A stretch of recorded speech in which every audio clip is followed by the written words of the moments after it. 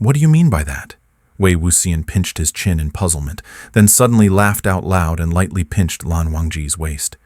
You, Lan Zhan, you are teasing me again. I'm not. Lan Wangji kept a serious expression and added, speaking honestly, saying I'm the wine demon implies you, Han Guangjun, are intoxicated because of me. Wei Wuxian took a few steps back, smiling at him with a slightly interrogative tone. And you actually say you're not teasing me? You use sweet talk without warning again.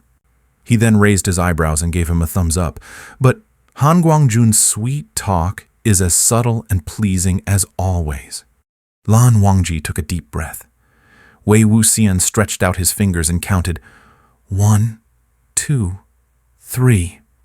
Lan Zhan, why are you so amusing? He laughed until his shoulders trembled, a gleam of pride in his eyes and at the corners of his mouth. I knew within 3 tries someone's ears would turn red. After dinner, the two leisurely strolled around the streets to digest, until the shops all closed. The streetlights went out, restoring the true essence of the night. Wei Wuxian and Lan Wangji were discussing where to catch the wine demon first, when a shadow suddenly floated over and slipped through the door gap of a tavern. The two exchanged glances. Wei Wuxian quietly followed, pressed his face against the door to peek inside, and waved at Lan Wangji without turning back. Lan Wangji stood beside him, and Wei Wuxian silently mouthed, Let's not rush to catch it yet. Let's play with it a while. I'll block it at the street corner. Han Guangjun is highly skilled. Please lure it over. Lan Wangji nodded slightly. Wei Wuxian ran a few steps toward him and tossed a flirtatious glance, then made a finger heart and blew a flying kiss, still silently saying, Thanks for your effort. Lan Wangji listened to the clinking sounds inside. The shadow seemed to be rummaging through wine jars. Not long after, Lan Wangji suddenly looked up to see a shadow break through the eaves, somersault a few times in the air, and land on the ground, transforming into a blurred humanoid figure carrying several wine jars. The figure walked and drank at the same time, and Lan Wangji stared blankly at its back. Snapping back to his senses, Lan Wangji hid several talismans in his sleeve and followed closely. Wei Wuxian leisurely played his flute at the street corner for half an hour when a hand suddenly rested on his shoulder. A smirk crept onto Wei Wuxian's lips. Instinctively, he grabbed the wrist to throw the person over, but a hoarse voice came from behind. Wei Ying. Lan Zhan? Wei Wuxian patted his chest, relieved he hadn't been too rough.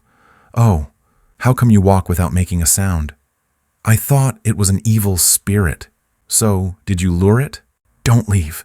Lan Wangji answered vaguely, his voice muffled and strange, gripping Wei Wuxian's wrist very tightly and dominantly. Don't leave.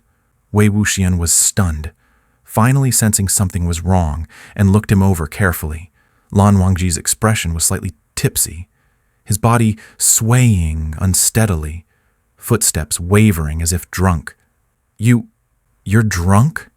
Wei Wuxian sighed, supporting the staggering Lan Wangji while keeping an alert watch around, and asked, Usually only I can get you to drink, and only I can get you drunk.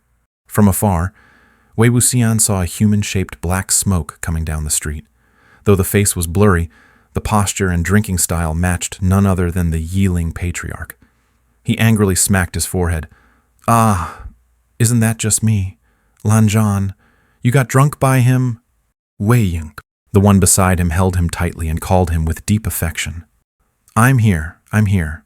Wei Wuxian dragged Lan Wangji, stealthily following the wine demon, also soothing his drunken partner. I am not going anywhere. Han Guangjun, don't worry, I'm penniless and can't go anywhere, so I'll obediently follow you. He couldn't resist such a deeply affectionate tone. His heart pounded, wanting to stop and kiss him hard. Lan Wangji's eyes were hazy as he stared at him, digging in his sleeve for a long while before placing a pouch of money into Wei Wuxian's hand. Wei Wuxian weighed it in his palm, barely holding back a laugh, grinning and stroking Lan Wangji's head. Thanks, Ergege. Then he smiled and kissed the corner of Lan Wangji's brow.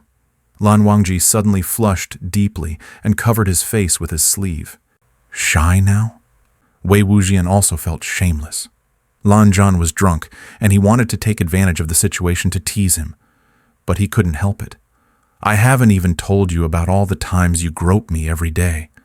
A few steps away, the black shadow seemed to hear their voices. Suddenly it turned and poured a jar of wine at Wei Wuxian. Wei Wuxian didn't dodge, but took the jar in his mouth and drank a few sips, wiping the wine off his lips.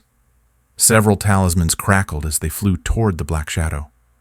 Unexpectedly, the shadow was so cunning that it quickly dodged the talismans and vanished into the air with a swoosh. In the flash of lightning, Wei Wuxian finally saw clearly the face of the shadow. It was indeed the face of him, Yiling Patriarch. To be precise, the face from his previous life. No wonder Lan Wangji was so easily drunk. This demon dared to impersonate him and slander him, and Wei Wuxian would never pardon it. At this moment, Lan Wangji was awakened by the sound of the talisman breaking, and drunkenness vanished immediately. He threw his sword into the air, and together with Wei Wuxian, they leapt to land steadily on the sword blade, chasing after the black shadow. The two didn't know how long they chased before the demon led them to a mountain. Wei Wuxian jumped down from the sword and was about to search deep into the forest. Suddenly a strong wind rose, lightning like dragon claws clawing the ground, and raindrops began falling heavily and thickening. Neither of them brought rain gear, so they had to brave the heavy rain into the mountain. Recalling the previous events, Wei Wuxian and Lan Wangji suddenly understood. Neither expected that the demon impersonating the Yiling Patriarch, and the one they were searching for that day, a demon that bewitched people through its melody, were actually the same one. But shouldn't the Gusulan clan's music calm the mind, expel demons, and clear evil thoughts? Wei Wuxian was puzzled. How could it drive people to the point of despair? Also, how does this demon know your clan's music? I don't know. Lan Wangji exhaled deeply, barely concealing his inner agitation. He also looked puzzled, tilting his head thoughtfully. Probably the demon uses the music to evoke pain and torment people's hearts and souls, then feeds on their sorrow to increase its power. As for how the demon knew the Gusulan clan's music, Lan Wangji wanted to find out more than anyone. And the piece it knew was exactly that one. Wei Wuxian swept back his long hair, placed the flute to his lips, and said, "I didn't expect the demon to be so dishonorable. Causing chaos but blaming others and blaming two at once, it deserved to be punished.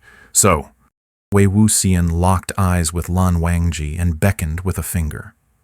Lan Wangji stepped closer and Wei Wuxian continued, "Let's go deeper into the mountain. I'll use the flute's sound to provoke its melody. That way, you can distinguish its location and catch it." Lan Wangji nodded in agreement. The two used swordlight to illuminate their path in the heavy rain, while Wei Wuxian played the flute elegantly. Though the demon carried no evil aura, most non-human creatures would respond to the melody of Chenqing. Very few could endure such demonic sound. After half the melody, the rain faintly carried a mournful zither sound. It came and went, string after string touching hearts and seeping into the marrow. Suddenly, Wei Wuxian's fingers trembled.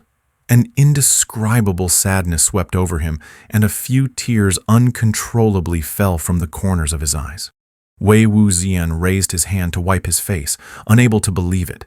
He focused and raised the tune, surprised to be touched by the zither sound of a non-human being. This showed the creature's remarkable skill. Lan Wangji, originally listening with his sword in the forest, sensed Wei Wuxian's unstable flute notes. He immediately took out his zither, accompanying the creature's melody by plucking strings. Cold rain pattered, and the strings glowed faintly. Lan Wangji's fingers danced gracefully. Whether or not he had ever heard this piece, his playing was extremely proficient. The rises and falls of his music were thousands of times more beautiful than the demon's strange melody. As Lan Wangji played, the opposing zither's music rose, increasingly sorrowful, as if poised to bleed from grief. The melody of Chenqing let out a heart-wrenching clear whistle. Lan Wangji struck the zither sharply and suddenly stopped playing. His cold brow and sword pointed toward a barely visible black mist lurking behind tree shadows.